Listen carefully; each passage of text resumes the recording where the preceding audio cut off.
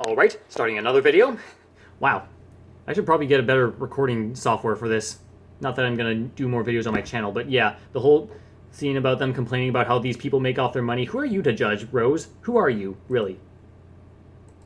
And then the biggest thing about this scene is that they were out there to try to find a master codebreaker that would allow them into the First Order ship. He has this, according to the alien creature from the last movie, Maz Kanata, he has this, he'd be playing some sort of roulette game and he has this red brooch on his shirt. But they get Finn and Rose get arrested right before they meet him, and then, but in their jail cell they meet this other guy who happens to be a master codebreaker. So that whole thing about the guy with the red brooch, completely pointless. It did not need to exist. It just wasted time. So apparently Hollywood loves to think that thinks we love to waste our time. Well, we kind of do, but we want to make it actually feel like it means something. Another thing about Luke and Rey training, Luke says he's going to give Rey 3 lessons, and he only gives her 2. And I know that the third one is apparently in the deleted scenes, but how do you not catch that in editing?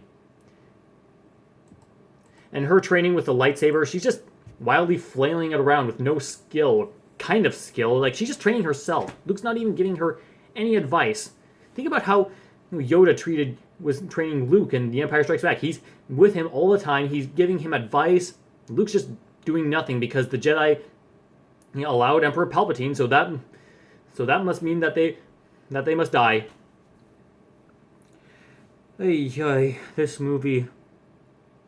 I feel like I'm gonna go on for an hour, but wow, this movie really sucks when you really think about it. Like, Luke, of all the people that should not criticize the Jedi, it would be you. Considering all the stuff that you've done and you've gone through to prove that the Jedi still deserve to exist, you should not be saying this kind of stuff. I'm not getting a migraine, but it feels like I am. Yeah, they just make Luke this completely different character without... If they wanted to make characters evolve from their new things, they had to start out simpler than this. Like, they just go into this new conflict and they don't explain much about how these characters changed or how they've gotten here, and it's just so insulting. Luke should have been the hopeful optimist that he always was. Yeah, then I'm going to... One thing I forgot to mention about this new codebreaker that apparently Finn and Rose just so happened to come upon. What is up with his character? He has this... He's played by Benicio del Toro, and he has this weird stutter. He keeps hissing like a snake, and he just makes these weird body tics. And what is up with that? Is that supposed to be funny or endearing? It's not. It's very weird. Then comes probably the worst, one of the worst scenes that I've seen in this movie is when Rose comes across the animals that are going through the racetrack. Sure, they may be abused, but time is of the essence, woman. You don't have time to do this. So instead, she with the help of these 3 slave children that free all these animals, and they just run through all of the casino city, destroying God knows how many, causing so much property damage.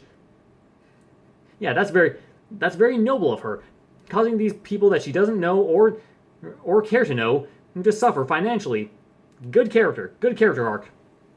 This whole thing is where they're riding through the city on these animals is just so over the top and stupid.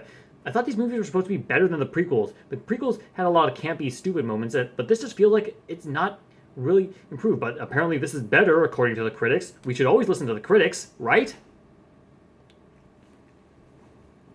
Also, that adds another problem. Why did they not save the kids? These are children who are being used as slaves to keep these animals in control. And they care more for the animals than they do the people. The animals could be easily captured again. Granted, they probably couldn't have done anything. Granted, now that I think about it, if they brought them with them, they probably would be caught and turned into stormtroopers by the First Order, but yeah, this whole Canto Bight plot is just a side quest, and it just adds really nothing to it, except for some cheap political points. And I will want to say something right now. Of course, I know that George Lucas had used some political things to formulate certain things. Like, from what I hear, I believe he made Palpatine in the prequels to be based off of George W. Bush and his rise to the White House, which is stupid. And I don't know much about that, but come on, George W. Bush was not some sort of tyrant. He may not. I don't know much about him. I think he wasn't the best president. I don't try to get myself too entangled in politics, but I do get it entangled in it if they start entangling me in my entertainment. Yeah, the thing about those old movies is that you could take those political aspects out of it and still have a good movie. Here, you can't. It's very obvious what they're trying to say, and that's gonna date these movies. He's in a few years once these political points lose steam with the general public. Oh yeah, and one of Rey's, here's another stupid scene. What was up with that scene with Kylo talking to Rey with his shirt off?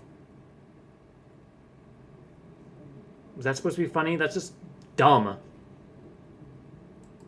feel like some of the jokes that they have could work in isolation, but they use it so much and it just feels so off-putting. And then there's this one scene, which I do think is also a cool scene, where Rey goes into this dark side, the tunnel that's entrenched in the dark side. She sees like this reflection trying to find her parents that she's been searching for all her life.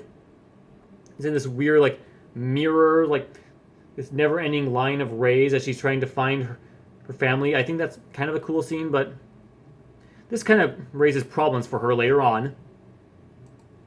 It looks cool, though. But yeah, then eventually Rey learns the truth of what happened between Luke and Kylo, which is probably the most insulting thing in the whole for Luke's character at all. So Luke tells one side of the story and Kylo tells another, and Luke tells that when he was training Kylo, or Ben Solo as he was known before he turned to the dark side, that he sensed darkness within him, but instead of coming to him, like he sensed that it was very strong in him, and that it could cause a lot of danger, that he was already turned. And so in a fleeting second, he thought about killing his own nephew to get rid of the threat right away. Here's why that doesn't work. There's a certain other individual that Luke went out of his way, risked his life to go save. Who was that? Oh yeah, a person known as Darth Vader. So he would risk his life to prove that Darth Vader was not a lost cause, to bring him back to the dark side, the light side, to defeat the Emperor. And yet, his cousin, who he had known ever since his birth, presumably, is already a lost cause, just because he saw one time that he's gone to the dark side. I call bullshit. That is not true. That is such stupidness. Another thing is that Luke barely even knew Darth Vader, and yet he felt that he could be saved, and yet Kylo, who again he knew from birth, presumably, he's just dead. I feel like I'm talking in circles, but I didn't mean to. But you get my point.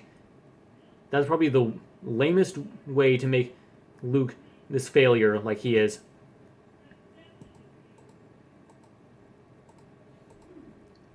And then, yeah, and there's a scene where Rey pretty much corners Luke, and she bests him in a simple combat scene, which she's only known about the Force and how to be a Jedi for just a few days now, and already she is able to best him.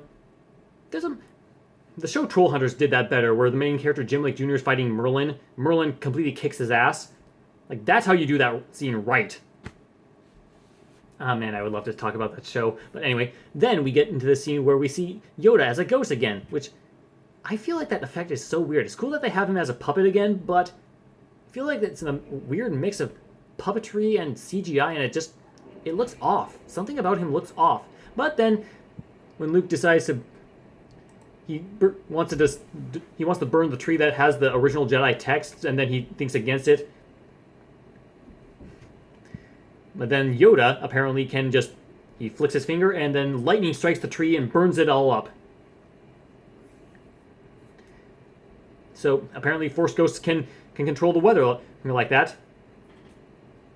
That just makes so many, just raises so many questions that never should have been answered and never should have been raised. But apparently Rey doesn't need the textbooks, even though she actually stole them before this happened, which, yeah, right. We don't see that, so that's a plot hole. But apparently, according to Yoda, she already has everything she needs, even though she's only been a Jedi for a week. Man, this is so dumb. This is so dumb.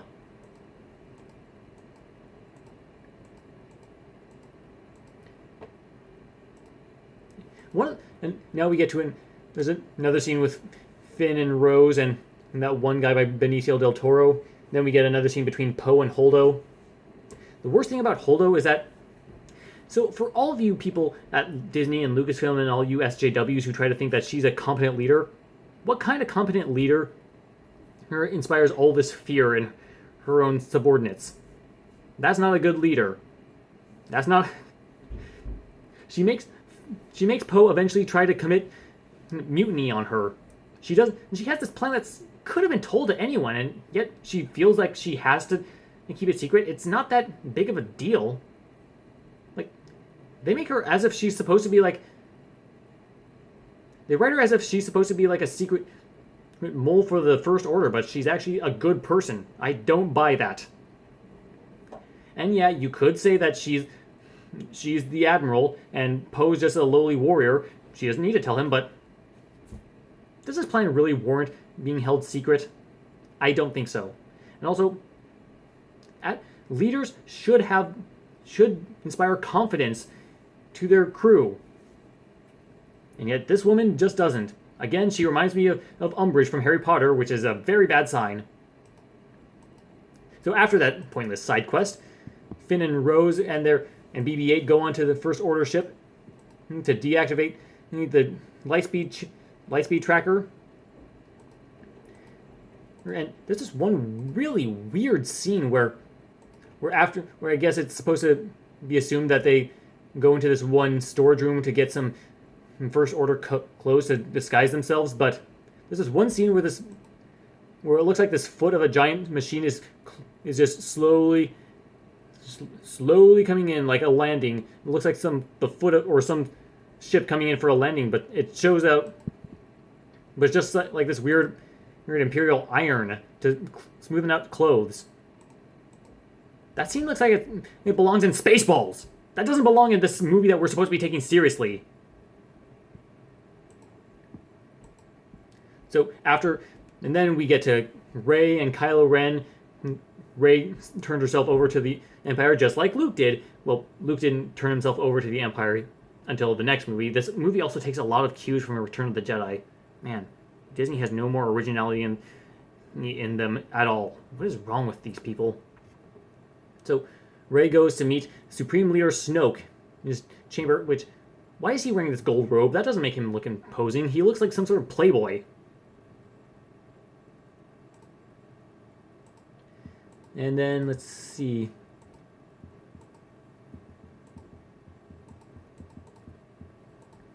So eventually Finn and Rey, they get captured, and Benicio del Toro's character is revealed to be a traitor who's been working with the First Order to get some money. We don't ever see him die. What happens to him? I'm just going to assume he gets killed off screen because... Yeah. And then we also have... Eventually Leia comes back to stop Poe's mutiny, but apparently they don't put him in jail or restrain him or anything.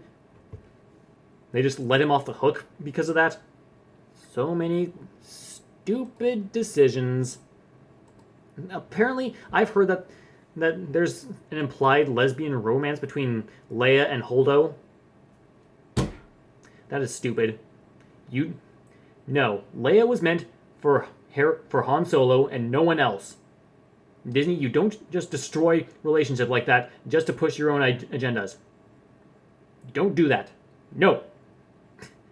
Forgive me, I just had to have a little fun because this... Actually, ranting about this is a lot of fun.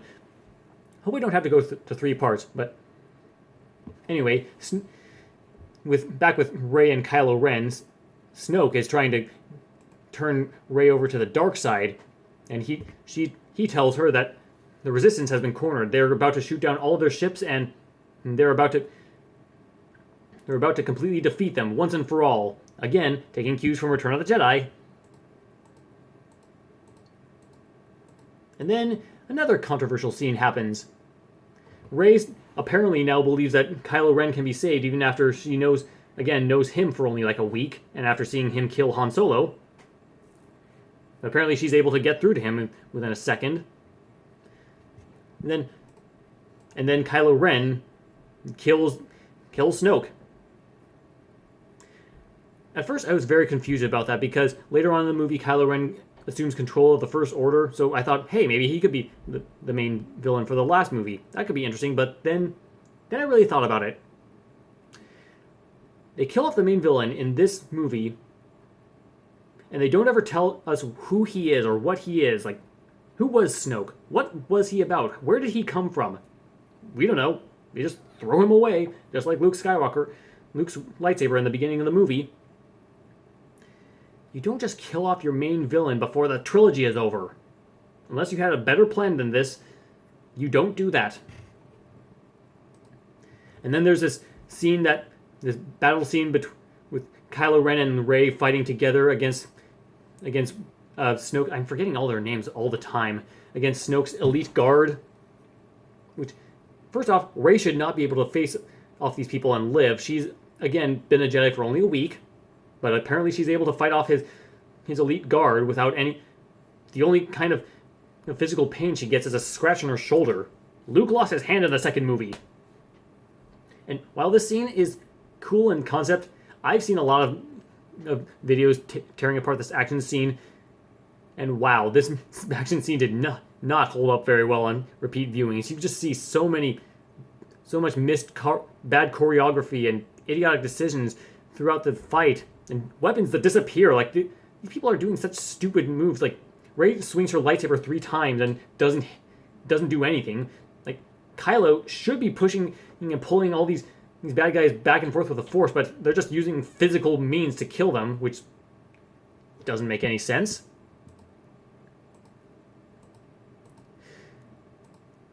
And then there's this infamous scene where Rey gets trapped by this one guy who has 2 blades. One blade just completely disappears from his hand. Wow, like, how do you mess up an action scene this badly? This scene should have been cool. It did look cool the first time I saw it, but then you just notice all the flaws in the backgrounds, and you cannot ever see it again the same way.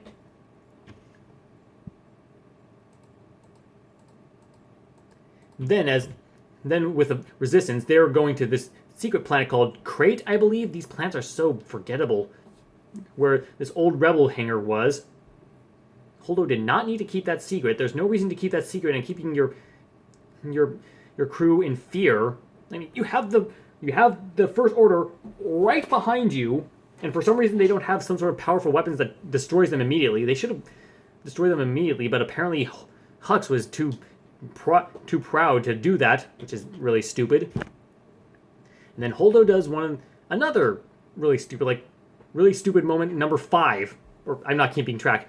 Holdo goes into lightspeed and rams into Snoke's ship, and not only taking that ship out, but also taking out like half the Star Destroyer fleet right behind it.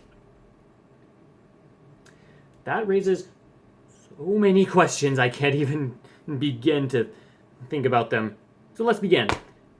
Well, kind of. I'm not going to go into very long detail. You're telling me that no one has ever thought about weaponizing lightspeed and travel no one's ever thought about weaponizing that? There are certain things that could have been explained in the extended universe, but remember, Disney got rid of that, so they're trying to remake it, but this has never been around in any of the movies, so why does it show up right now? It looks cool, I'll give it that. This movie has really cool visuals, but it just comes right the hell out of nowhere, and like, anyone could have done that at any time in any of the older movies, and they just did not. apparently this is the first time they've ever thought about that. Holdo broke canon. Good for you, Laura Dern. Good for you. But even bigger than this, they could have done this at the beginning of the movie. Think about it. If they could have taken out that big of a fleet, then why didn't they do that at the beginning of the movie? So many people could have been saved. They could have avoided all of this. And yet, no one did anything about it. Sure, you may have wasted an important ship, but one ship compared to like losing hundreds and hundreds of your crew? No.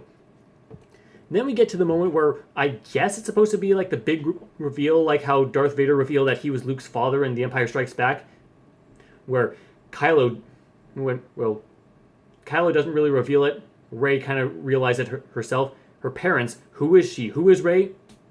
No one. She's just no one. Her parents were just filthy junk traders who sold Rey off for drinking money. There could be an argument to be made that Kylo was trying to mess with her, but well, first off, Rey realizes it herself. So apparently that means that Rey is just nobody. She's just this Mary Sue that came out of nowhere, is already more powerful in the Force than like Yoda, Luke, all the other Jedi combined. And she's just no one. All right. This movie is so stupid. And if that was supposed to be our big reveal, that is not impressive at all. We want to know something grand and impressive. Like when we learned Darth Vader's true identity, that was such a mind-blowing reveal. No one saw that coming. And it just adds so many more complexities between Luke and Vader. She's no one. Woo? That's not impressive at all, Rian Johnson. It's not impressive at all. I almost forgot about something. Do I have any notes? Actually, I got an idea. Oh, you'll see in a moment.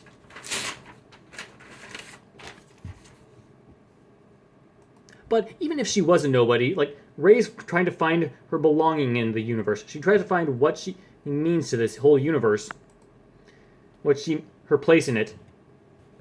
And this should have been, like, this was such a cool idea. She could have turned to the dark side and become a villain alongside Kylo. But she just, nope, she's not corruptible. She does not fall to the dark side like Anakin did. Like, we're building this up the whole time, and yet she just doesn't go into it. Like, such a missed opportunity. That could have been so compelling, but nope. That plot thread has gone out the window.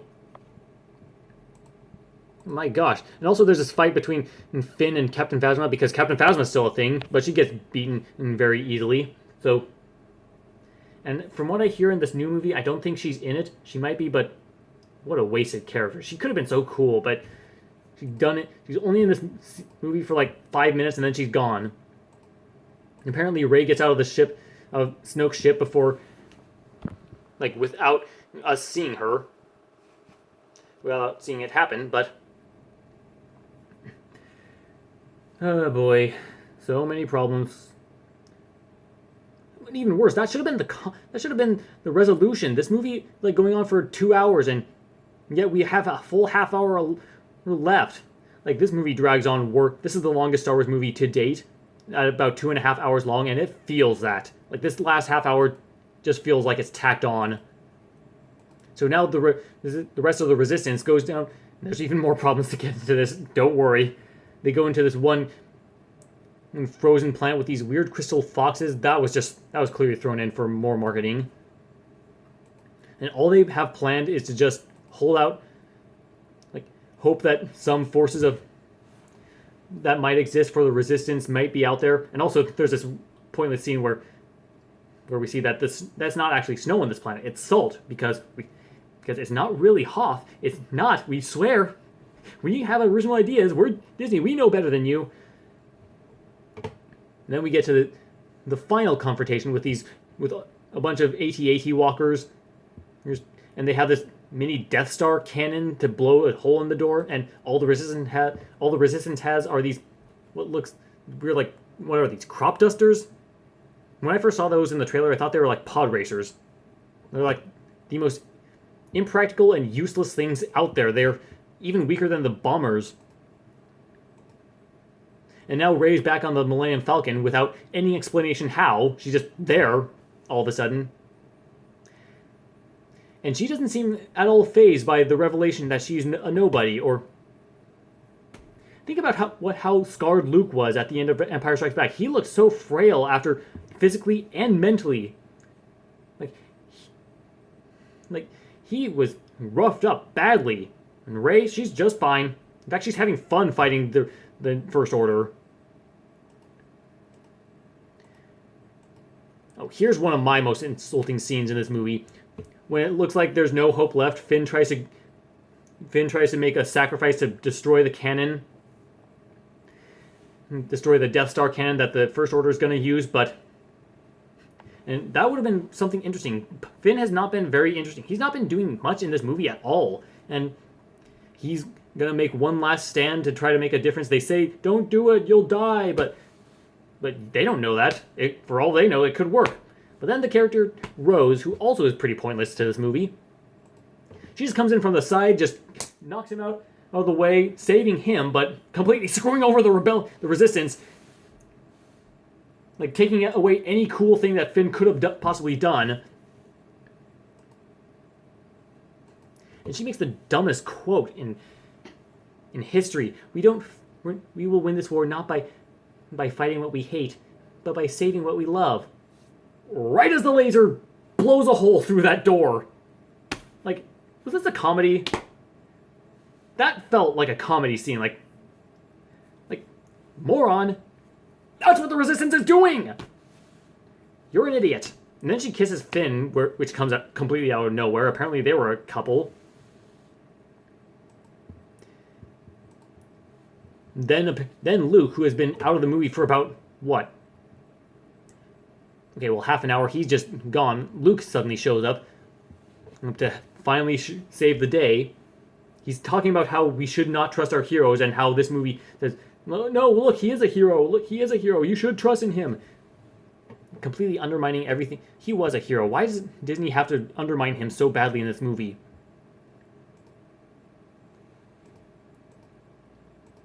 Then he goes out to face the First Order by himself. Apparently, Kylo's an idiot. Like, here in this scene, Kylo and Hux are just screaming, and they seem so childish and so immature in this whole thing. Kylo's so temperamental. Also, why are they hunting down the Resistance? There's only 10 people left. They've pretty much won already. There should be more important things to do. And really, there should be more to the Resistance than just these 10 people. Oh man, I'm running out of time again. Wow.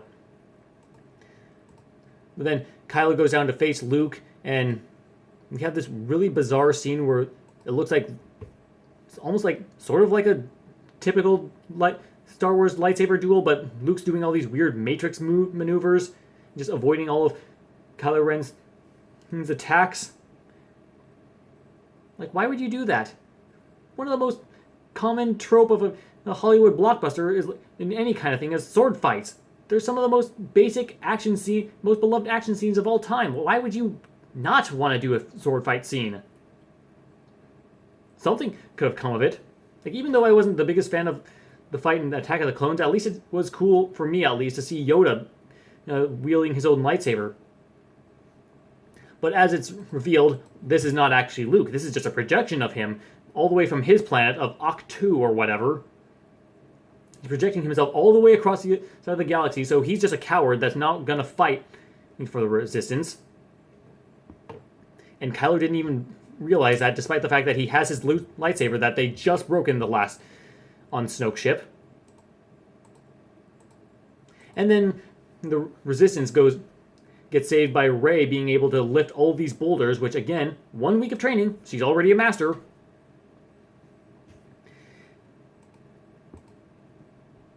And then Luke apparently dies, because apparently the Force has a limit of how much you can use of it.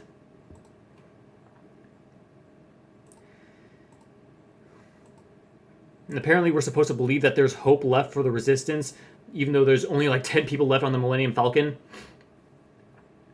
And then there's apparently a story by the 3 slave children on the casino planet.